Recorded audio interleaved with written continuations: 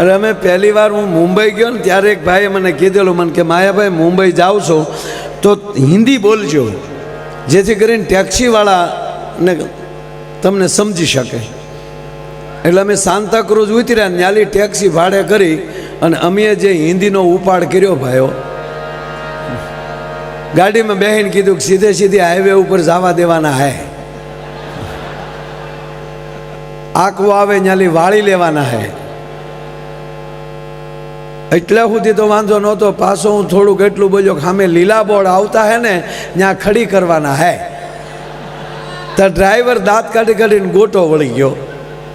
मैं कहा हंसता क्यों है, दांत क्यों काटता है, हमको मूर्ख समझते हैं. मैंने क्या गुजराती बोलो, हूँ भावनगर नो सौ.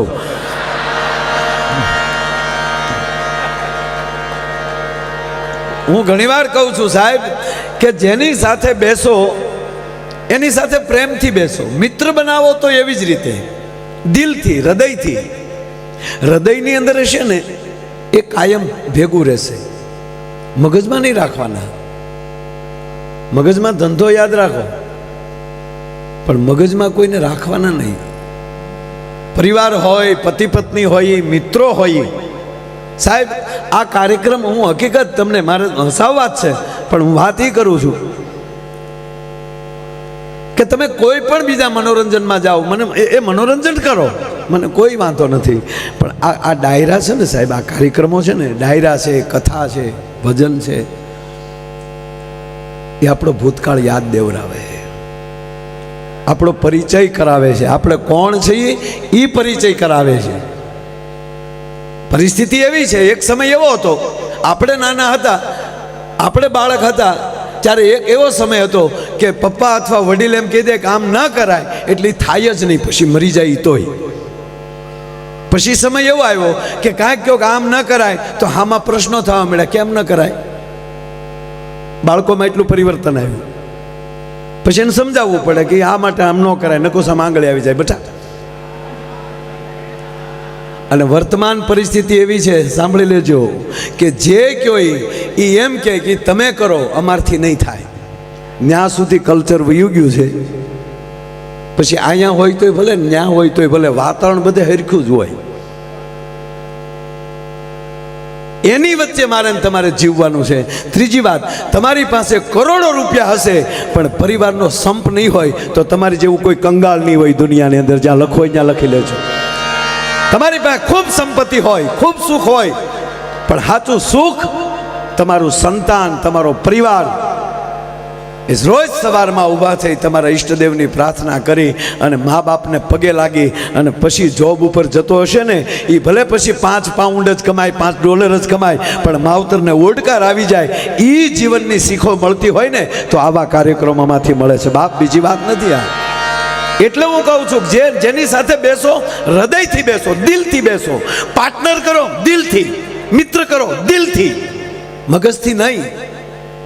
પતિ પત્ની રહ્યો તો દિલથી. વાત વાતમાં વહેમ પડે, કોને અરે વાત કરતા હતા ને કોણ હતું, લગ્ન જ ન કરાય.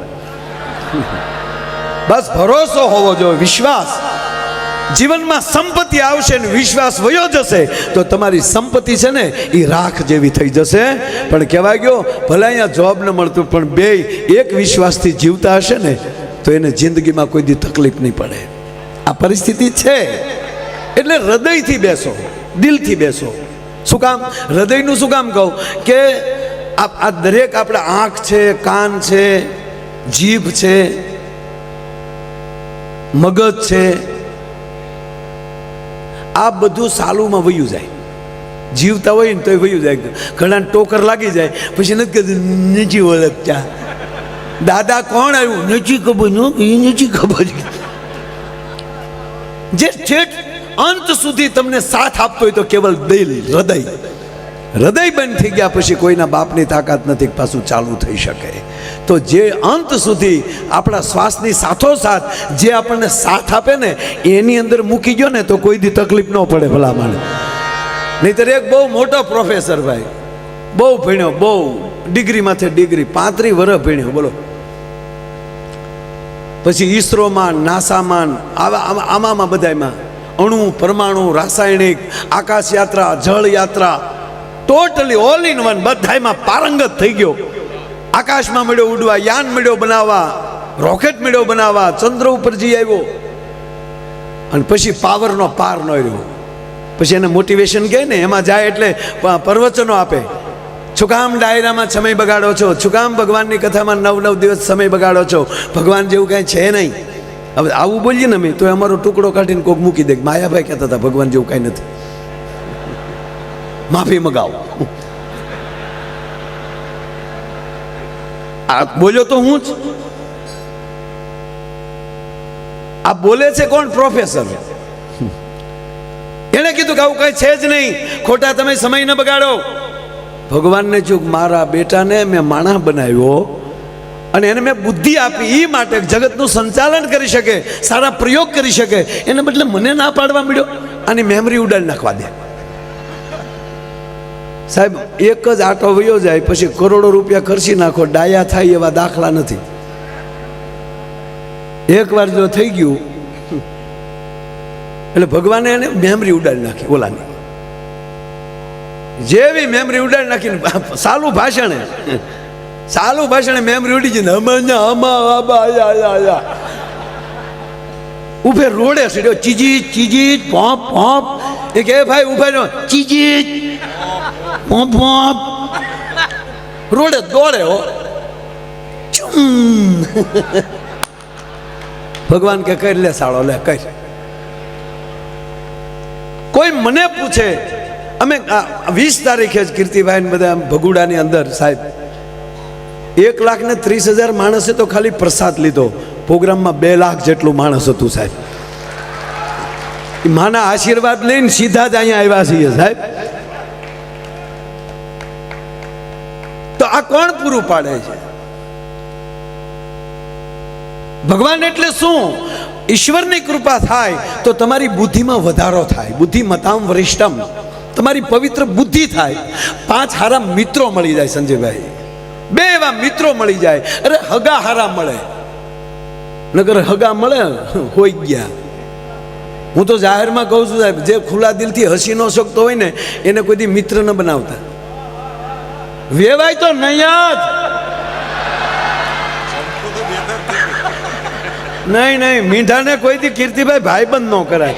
એના પાડોશમાં ન રહેવાય. અડધી કિંમતમાં મકાન વેચીને નીકળી જાજો. સવારમાં હામો મળ્યો તો અપસુકન થાય. આપણે પ્રોગ્રામમાં જવા પેટીને લઈને નીકળાય તો આપણે હામ પ્રોગ્રામમાં જાવ છો, નાના તારા બાપનું હરવણું કરવા જઈએ અમે. ઓલાનું ચાલુમાં સટકી ગયું. ઉભે રોડે કોક કે ઉભા જ રહો. પ્રોફેસર નીચી. ભગવાનને ચૂક લે કરી લે હાલ. પછી ભગવાનને ચૂક મારો ઢોંગ કરતો હોય છે એટલે ભગવાન માણસ બનીને આવ્યા ધરતી ઉપર. એને હામા મળ્યા. એ ઉભો રે, નીચી ઉભો એવું. અરે કે ઉભો રે, તારું નામ શું? નથી ખબર. કોનો દીકરો તું? નથી ખબર. તારા પપ્પાનું નામ? નથી ખબર. તારા દીકરાનું નામ? નથી ખબર. તારા ભાઈનું નામ? નથી ખબર. તું શું હતો? નથી ખબર. તારી પત્નીનું નામ? ચંપા. ભગવાન કે તારી ભલી થાય. મેમરી ઉડી ગઈ પણ વાયરસ રહી ગયો થોડોક સાહેબ.